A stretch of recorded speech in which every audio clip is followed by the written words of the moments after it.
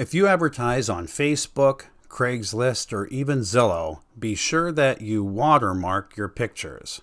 Use your advertising number, maybe your website, something that will identify you with your properties. I particularly like to use my Google numbers. I will have another video down the line on how I do that.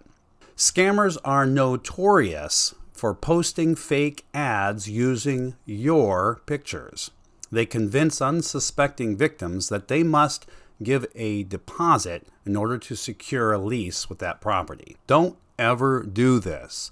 Don't ever accept a deposit without showing a property. Don't ever pay one without seeing that property if you are an applicant. I know this because people have actually asked me what I would accept to secure a property.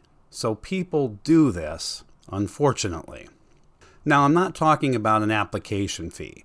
I have literally hundreds of people that want to see my properties when they become available, and I just don't have the time to show it to that many people, nor do I even know if they qualify for that property.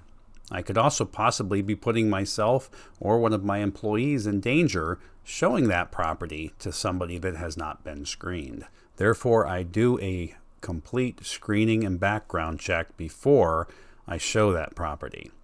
I have a company that does this, and the applicant pays the $30 fee. But what I'm talking about is a deposit to secure that property. I'm going to tell you a story about one of my properties. Before I started watermarking my pictures, I had gone over to get it ready to show and noticed that the back door was partially kicked in.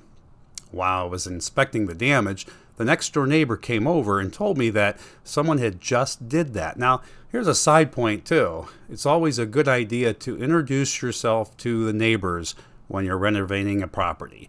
Give them your contact information, business card. Tell them what you're doing there. They will be much more likely to watch over that place when you're not there. Now, back to my story.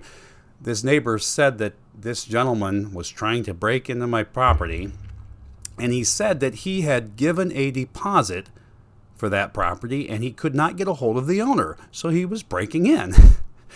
Well, needless to say, the neighbor said they were going to call the police, and the man ran off. But now, interestingly enough, a few days later, I got a text from somebody else that said that my pictures were being used in other ads.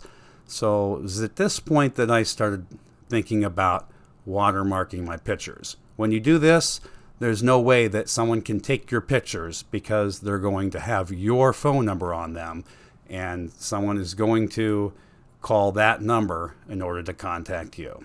I hope this helps someone. If it does, please like and subscribe down below, and that way you won't miss out on any of the videos from The Compulsive Investor.